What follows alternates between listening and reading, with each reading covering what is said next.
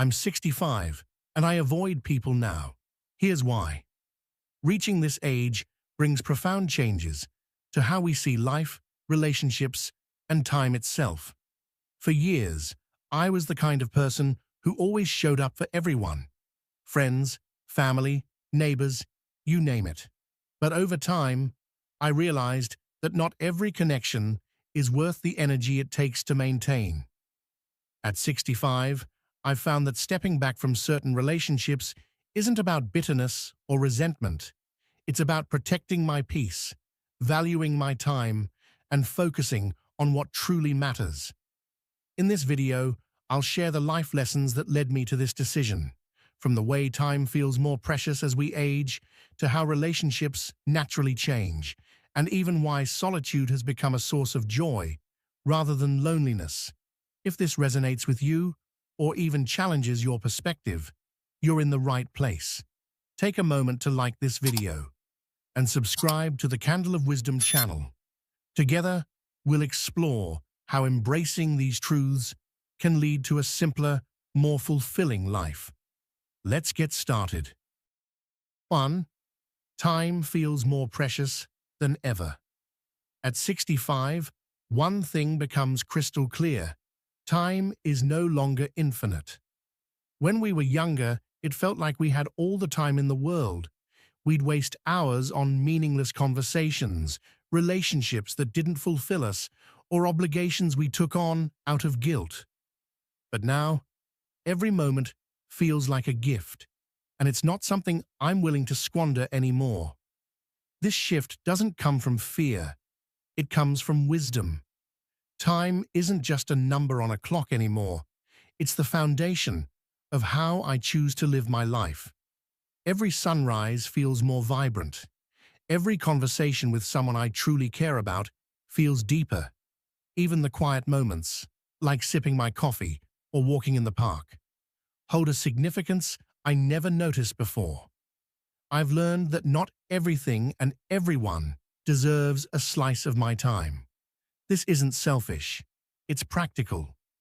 As we grow older, it's essential to step back and ask, is this worth my energy? Does it bring me joy? Does it align with my values? If the answer is no, I let it go.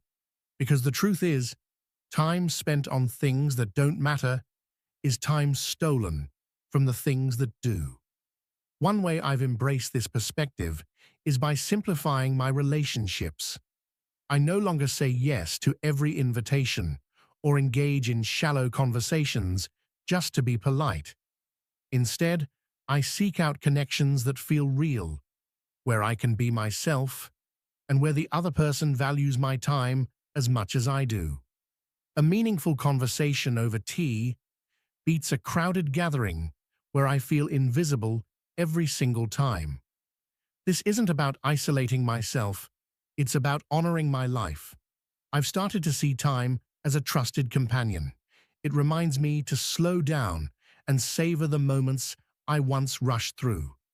It tells me to choose wisely because every choice has weight, and it reassures me that it's okay to let go of what no longer serves me. If you're finding yourself with similar thoughts, I want you to know you're not alone. There's no rulebook for how to spend your time in this stage of life. But here's what I've discovered.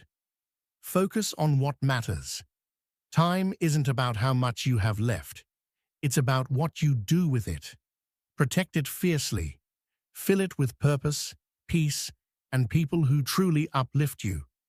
Because once you start treating time as the treasure it is, your entire life shifts into something more meaningful. 2. Relationships change, and so do we. As the years pass, relationships evolve, and so do we. At 65, I've come to accept a hard truth. Not every relationship is meant to last a lifetime, and that's okay. It's not a sign of failure, it's just life moving forward. When I was younger, I believed relationships required constant effort to maintain. I remembered every birthday, attended every gathering, and reached out even when I felt drained. I thought being there for everyone made me a good friend, neighbor, or family member. But over time, I realized something.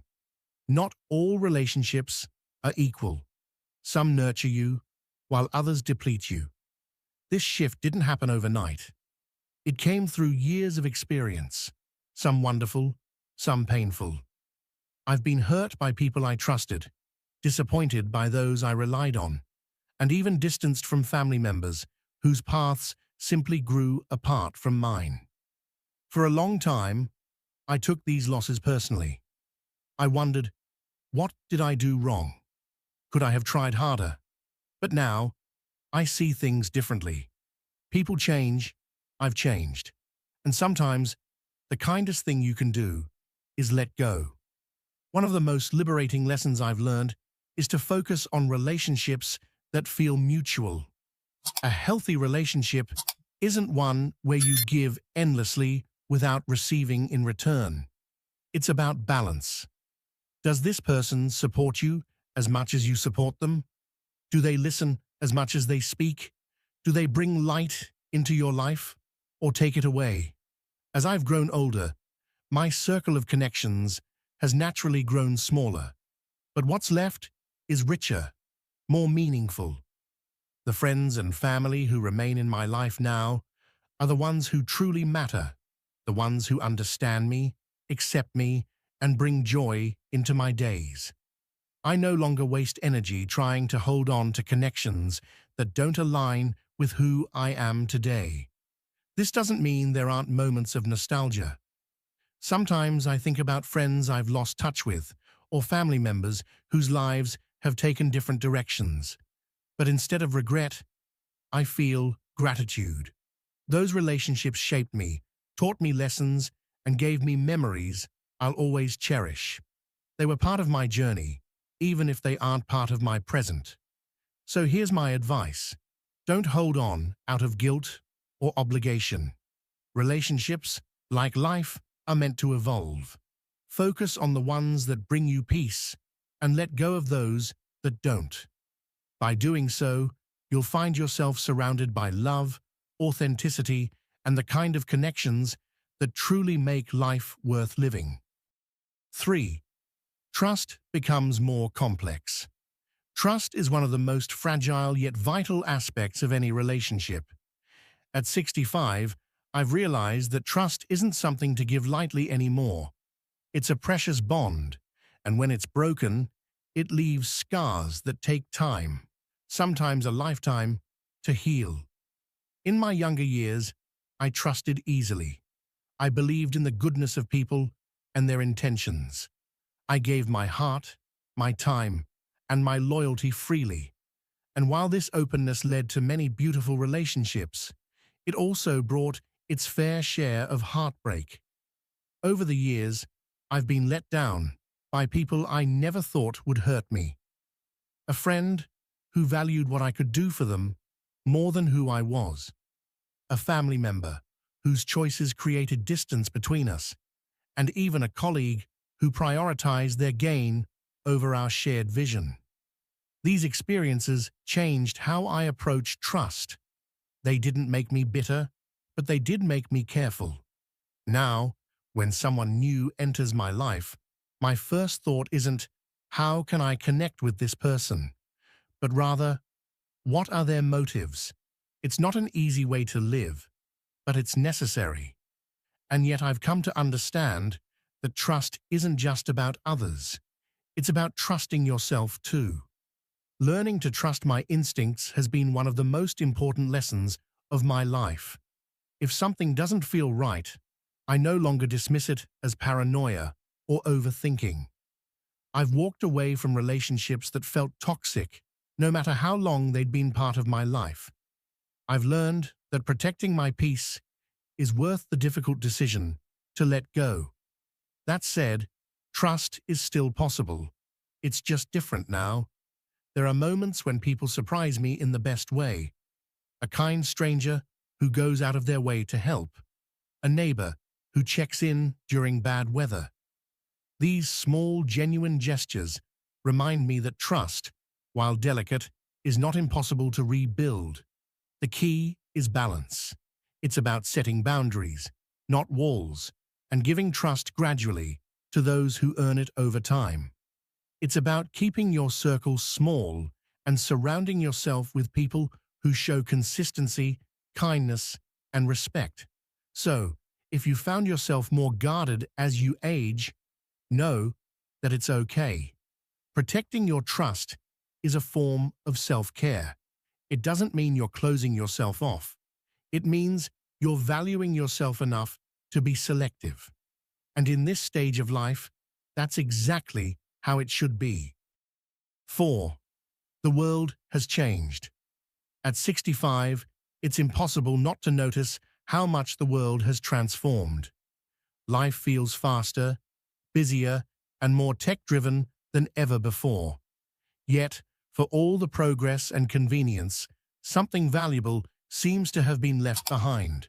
A sense of warmth, simplicity, and connection. I grew up in a time when relationships felt genuine. Neighbors weren't just people who lived nearby, they were friends. We'd visit each other without needing an invitation, sharing coffee, stories, and laughter. Families gathered regularly, not because they had to, but because they wanted to. Time spent together felt natural and meaningful. Now things are different. People are so busy chasing success, managing endless to-do lists, and keeping up with the fast pace of modern life.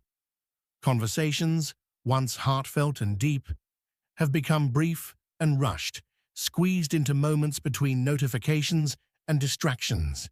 Even family time feels more strained, often limited by physical distance and competing demands. Technology, while a blessing in many ways, has played a role in this change. I appreciate being able to video call my grandchildren or reconnect with an old friend through social media. These tools make life easier, but they also create barriers. Nothing replaces the experience of sitting across from someone, feeling their presence, and hearing their voice unfiltered by a screen. Sometimes I miss the ease of simply being together without the interruptions of modern life. The constant hum of technology can also feel overwhelming. Notifications, updates, and endless news make the world seem louder than ever. Paradoxically, even with all this connectivity, many of us feel more isolated. It's a strange reality that we have so many ways to stay in touch, yet genuine connections often feel harder to come by. This isn't about resisting change or longing for the past. Every era has its challenges, and every generation adapts. But at 65, I find myself valuing simplicity more than ever. I choose to step away from the noise and focus on what truly matters: heartfelt conversations, meaningful relationships, and the quiet joy of shared moments. If you feel the same, it's okay to slow down. It's not about rejecting modern life. It's about choosing where to place your energy. By stepping back from the rush, we can protect the parts of life that feel authentic and real. In a fast-moving world, seeking simplicity isn't about giving up. It's about holding on to what matters most. 5. Solitude isn't loneliness. Solitude and loneliness are two entirely different things, and this realization has been one of the most freeing lessons of my life. Loneliness is an ache, a feeling of emptiness that comes from longing for connection. Solitude, however, is a choice, a space for peace, reflection, and renewal. It's not something to fear. It's something to embrace. In solitude, I've found clarity that's hard to achieve in the rush of daily life. There's a profound beauty in simple, quiet moments. Sitting on the porch with a warm cup of tea, listening to the wind rustle through the trees, or watching the sun sink slowly below the horizon. These experiences don't just pass the time. They enrich it, reminding me of the small joys life has to offer. Reflecting on the past has also become a source of comfort during these quiet moments. Instead of dwelling on mistakes or missed opportunities, I focus on the lessons I've learned and the memories that bring me happiness. Solitude offers a space to look inward and make peace with the life I've lived, finding gratitude for the person I've become. That's not to say I've withdrawn from people. On the contrary, solitude has helped me appreciate my relationships even more. It's allowed me to focus on meaningful connections instead of maintaining relationships out of obligation or habit. When I spend time with loved ones, I'm present and engaged, savoring the moments we share. Solitude has also taught me to value myself. It's easy to get caught up in the idea that being surrounded by people defines your worth. But the truth is, your value doesn't come from the size of your social circle or the number of events on your calendar. It comes from within, from knowing who you are and what truly matters to you. If you've ever feared being alone, I encourage you to rethink that perspective. Solitude isn't a punishment, it's a gift. It's a chance to hear your own thoughts, to focus on what brings you peace, and to reconnect with yourself. The more you embrace it, the more you'll realize it's a source of strength and clarity. In the quiet of solitude, you can find balance and joy. You can let go of distractions and pressures, focusing instead on the life you want to live. It's not about isolation, it's about intention. And in those moments of stillness, you may discover a deeper sense of fulfillment than you ever thought possible. 6. Why I avoid people now. Avoiding people isn't about bitterness or resentment. It's about protecting my peace. Over the years, I've learned that not every connection is worth maintaining, and not every social obligation deserves my time or energy. This realization didn't come easily, but it has been one of the most important lessons of my life. For much of my younger years, I believed in always being available. I wanted to be the person others could count on, the reliable friend, the helpful neighbor, the supportive family member. And while that brought me joy for a time, it also left me drained. I gave too much of myself to relationships that weren't mutual and situations that didn't align with my values. Life has a way of teaching us where to draw the line, even if it takes decades. I've experienced moments where my kindness was taken for granted, or my time was treated as if it had no value. I ignored red flags, thinking loyalty meant staying, even when it chipped away at my happiness. But now, I see things differently. I understand that avoiding certain people isn't selfish, it's self-preservation. There's peace in stepping away from toxic relationships and letting go of obligations that no longer serve me. I've traded the noise of constant social interactions for the quiet joy of meaningful solitude. Instead of stretching myself thin, trying to please everyone, I focus on a smaller, deeper circle of relationships, connections that bring light and fulfillment to my life. This doesn't mean I've shut myself off completely. The people who remain in my life are there because they genuinely care, not because they expect something from me. These relationships are rooted in mutual respect and understanding, and they feel effortless in the best way possible. There's no drama, no competition, just genuine connection. I also avoid people who bring negativity into my life, those who thrive on drama, constantly complain, or never ask how I'm doing. They no longer have space in my world. I've learned to prioritize my own well-being, even if that means saying no more often or choosing solitude over company. Avoiding people doesn't mean giving up on humanity. It means valuing myself enough to protect my peace. It's about choosing relationships that uplift, not drain, and seeking moments that truly matter. Life is too short to waste on what doesn't bring joy. And in making this choice, I've found a sense of freedom and happiness I didn't know was possible. 7. Is this a shared experience? Have you ever found yourself wondering, am I the only one who feels this way? As I've grown older, I've asked myself that question many times, especially as I've become more selective about the people I let into my life.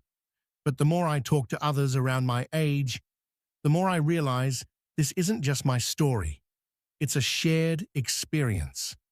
Life has a way of teaching us hard but valuable lessons about relationships, priorities, and self-worth. For decades, I tried to meet everyone's expectations. I wanted to be the dependable friend, the supportive family member, the neighbor who always showed up. But at some point, I realized the cost. I was pouring so much into others that I had little left for myself. As I've spoken with friends and peers, I've discovered a similar theme in their lives. Many of us reach a point where we no longer feel the need to be everything to everyone. We start choosing quality over quantity in relationships. The superficial connections that might have seemed important in our younger years lose their appeal. What we crave now are meaningful conversations, shared laughter, and relationships that feel genuine. This shift isn't easy. Sometimes it feels like letting go of parts of yourself. Saying no to people who once relied on you can feel selfish, but it's not. It's self-preservation. The truth is, we can't be everything for everyone, and trying to do so only leaves us drained and resentful. By stepping back, we create space for relationships that nourish us instead of depleting us. And here's the thing. You're not alone in this. Many people in their 60s, 70s, and beyond are making the same choices. It's not about pushing people away. It's about finding peace and clarity. It's about prioritizing your well-being and focusing on what truly matters. If you've noticed yourself pulling back from relationships that no longer serve you, it's not a sign that something is wrong. It's a sign that you're growing, evolving, and learning to value your time and energy. Letting go of what doesn't bring you joy opens the door for deeper, more meaningful connections. This stage of life isn't about how many people you have in your corner. It's about the quality of those connections. And if this resonates with you, take comfort in knowing that you're not alone. Together, we're learning how to embrace a life that's simpler, more fulfilling, and unapologetically authentic. 8. Embracing this chapter of life. Life isn't about endings, it's about beginnings. Every chapter brings its own lessons, challenges, and joys. At 65, I've found that this stage of life is less about proving myself to others and more about embracing who I've become. It's about letting go of what no longer serves me and focusing on what truly matters. There's a certain freedom that comes with this realization. When we're younger, we often live with urgency, always rushing to achieve, to do more, to meet expectations. We're driven by the belief that the future holds endless possibilities, so we keep chasing. But as time goes on, we begin to understand that the present is what truly matters. This chapter of life is about simplicity. It's about finding joy in the little things, watching the morning sunlight stream through the window, sharing laughter with loved ones, or enjoying the quiet comfort of a favorite chair. These moments may seem small, but they hold a depth that's hard to describe. They remind us that life's treasures are often found in its simplest pleasures. It's also a time for reflection. Looking back, I see my life as a tapestry of experiences, some beautiful, some painful, all meaningful. Every triumph, every mistake, every heartbreak has shaped me into the person I am today. Reflection allows me to honor those experiences without clinging to them. It's not about living in the past. It's about appreciating the lessons it has given me. But this chapter isn't just about looking back. It's also about looking forward. There's a quiet excitement in knowing that there's still time to create, to learn, and to grow. Whether it's trying a new hobby, nurturing a garden, or simply taking the time to appreciate the present, this stage of life offers its own unique possibilities. What makes this chapter truly beautiful is the freedom it brings. It's the freedom to say no to things that drain us, and yes to what brings us peace. It's the courage to live authentically, without fear of judgment or the pressure to meet others' expectations. And it's the realization that simply being is enough. If you're in this stage of life, I encourage you to embrace it fully. Let go of the noise and the rush, and focus on the things that bring you joy. Life doesn't have to be perfect to be meaningful. Sometimes, the most peaceful and fulfilling moments come when we stop chasing and start appreciating. This chapter is ours to write, so let's make it one of simplicity, gratitude, and genuine happiness. In closing, avoiding people at this stage of life isn't about shutting the world out. It's about protecting the peace we've worked so hard to find. Life at 65 is a chance to focus on what truly matters: meaningful relationships, moments of joy, and a sense of inner calm. It's not about bitterness or regret. It's about living intentionally. This chapter is a time to let go of toxic connections, unnecessary obligations, and the pressure to meet others' expectations. Instead, it's about embracing simplicity, authenticity, and gratitude. The journey has been filled with lessons, some painful but all valuable, leading to a place of clarity and fulfillment. If you've been feeling the same, remember that it's okay to choose peace over chaos. It's okay to prioritize yourself. Life's true richness comes from the quality of your days, not the quantity of your commitments. Let this be the chapter where you live boldly, love deeply, and savor every moment.